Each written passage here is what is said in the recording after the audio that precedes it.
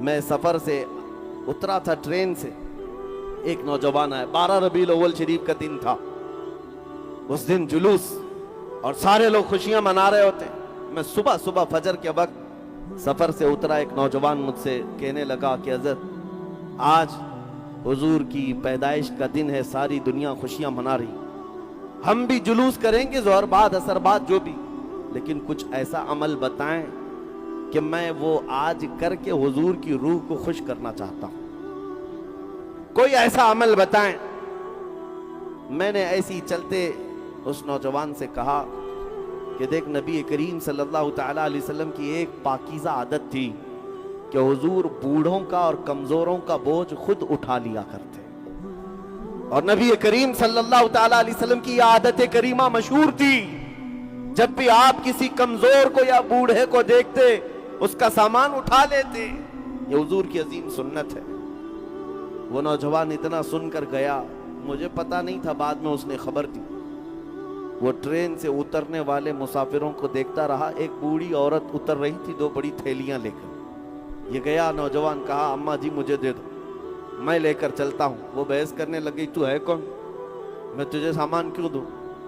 وہ ضد کرنے لگا، میں آپ کی مدد کے لیے آیا ہوں۔ اس خاتون نے کہا کہ میاں نہ تو کلی لگتا ہے نہ کوئی حمال لگتا ہے، میرے سامان لے کر بھاگ گیا تو؟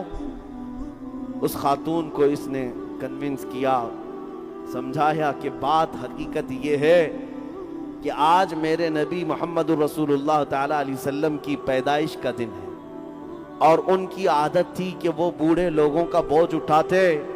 آج میں آپ کے سامان کا وزن اٹھا کر ان کی ادا پر عمل کر کے ان کی روح کو خوش کرنا چاہتا ہوں۔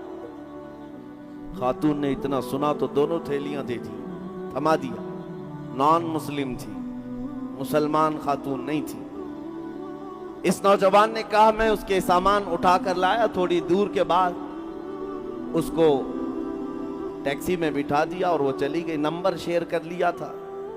میرے عزیزو، یہ دن میں کبھی ایسے آنے والے اتفاقی واقعات ہو سکتے ہیں، لیکن تمہیں اندازہ بھی نہیں کہ یہ اتفاق کتنا بڑا انقلاب بھی ہوتا ہے۔ 6 مہینے گزر گئے، وہ نوجوان کہتا ہے اس خاتون کا مجھے فون آیا، کہتی ہے بیٹا تو جانتا ہے آج سے 6 مہینے پہلے تو نے میرے شاپر اٹھائے تھے، تھیلیاں اٹھائی تھی، اور تو نے بتایا تھا تیرے پروفٹ محمد صلی اللہ علیہ وسلم کا جنم دن ہے، اس دن تم ان کی آتما کو، ان کی روح کو خوش کرنے کے لیے کام کر رہے تھے۔ کہا ہاں اماں پہچانتا ہوں۔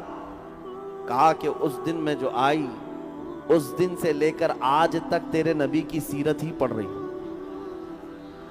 جتنا پڑھتی جا رہی ہوں ان سے محبت ہوتی جا رہی ہے۔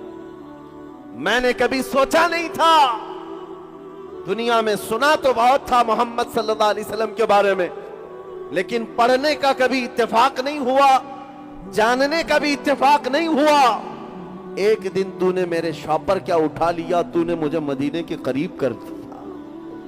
آج میری رات گزرتی نہیں ہے جب تک تیرے نبی کی سیرت نہیں پڑھتی۔ مسلمان ہوئی نہیں ہوئی یہ بات کی بات، لیکن میرے عزیزو تمہارا ایک اخلاق دنیا کے لیے ترجمان بن جاتا ہے میرے نبی کا۔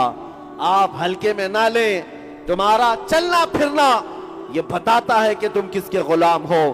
کبھی تم اگر میلاد کے جلوس میں ڈی جے بجا کر ناچتے ہو تو پھر یہ اخلاق نہیں ہے، دنیا اس سے منہ پھیر لیتی ہے، کتراتی ہے اور پھر بھاگنے لگتی ہے۔ کیا اس محمد عربی کے غلام ایسے ہی ہوتے ہیں؟ تو پھر فرق کیا ہے؟ وہ جو نشہ میں ناچتے ہیں اور ان میں فرق کیا رہ جاتا ہے؟ اسی لیے میرے عزیزو یہ میلاد کا موسم آتا ہے تو ناچ کر تھرک کر کے اپنے خواہشات کو مکمل کرنے کے لیے نہیں آتا۔ سڑکوں پر اترے تو تمہاری نظریں نیچی ہوں، تمہارے لبوں پر میرے آقا کا درود ہو۔ ایک ایسا ڈسپلین ہونا چاہیے کہ لوگ نہ دیکھے کہ نہ چاہے بھی تو ان کی نظریں اٹھ جائیں۔ جو چلتے بھونتے تھے وہ بھی تمہیں دیکھ کر پکار کر کہیں 14 صدیوں کے بعد بھی مدینے کی خوشبویاں گلیوں سے آتی ہیں۔